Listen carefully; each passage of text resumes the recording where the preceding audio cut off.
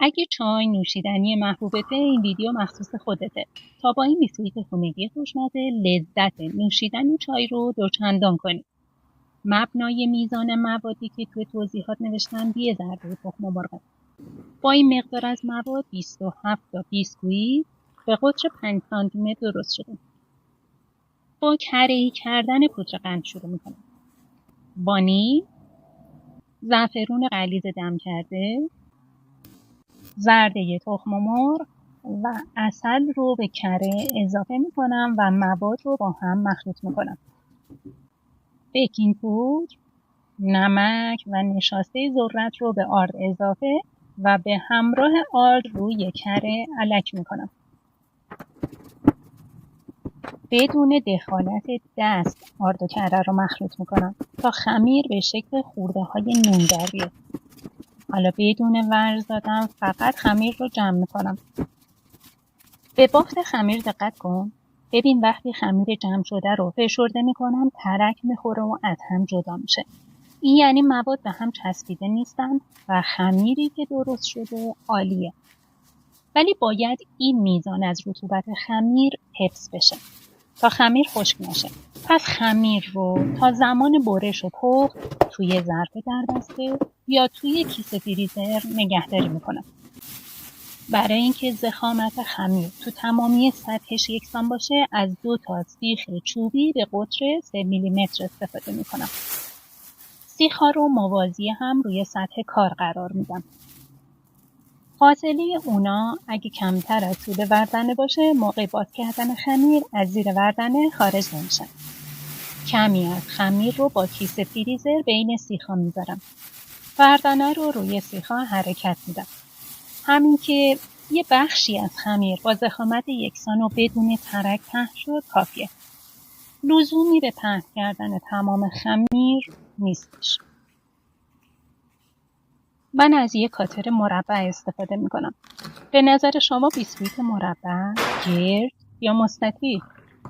اگه تا اینجای ویدیو رو دوست داشتی لایکش کن و بفرست واسه رفیق عشق چای. لایه روی یک کیسه فریزر رو بلند میکنم و خمیر رو کاتر میزنم. اون رو کمی تکون میدم تا خمیر به راحتی از کاتر جدا بشه. یا خمیر رو با کاتر به روی کاغذ نسوز منتقل میکنم یا اینکه کاتر رو بلند میکنم بعد خمیر رو منتقل میکنم.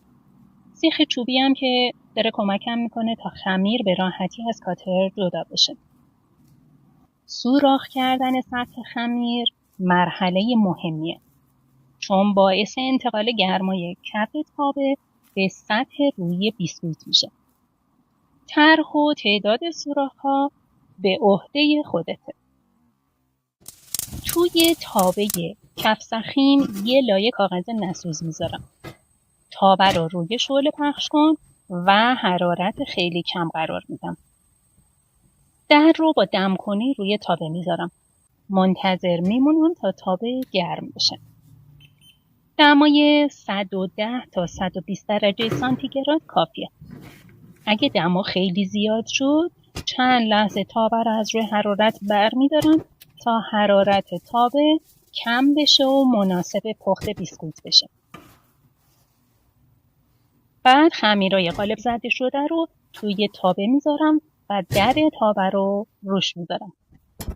زمان زیادی لازم نیست. 4 تا 5 دقیقه زمان کافیه. خمیرا رو بررسی میکنم و به محض اینکه زیر خمیر سفت شد و تغییر رنگ داد با احتیاط اونا رو برمیگردونم و مجدد در تابه رو میذارم. بعد از برگردوندن معمولا زمان کمتری برای پخت بیسکویت نیازه. تغییر رنگ بیسکویت ملاک پختشه. سر بیسکویت ها رو از تابه خارج میکنم تا کاملا خنک بشن. حالا زمان گذاشتن سری بعدی خمیرا توی تابه است و طی کردن مرحله پخت برای این سری از خمیراست. نرم بودن بیسکویت داغ کاملا طبیعیه ولی با خنک شدن بافت نهایی بیسکویت مشخص میشه. دیدی چه ساده خوشمزه ترین بیسکویت کره‌ای رو بدون فر درست کردی؟ حالا وقتشه تا از این بیسکویت ترد خونگی کنار چای داغ لذت ببری و خستگی در کنی. هر وقت درستش کردی از جودی نه بود، از زهر جودی هم بیادی بکن.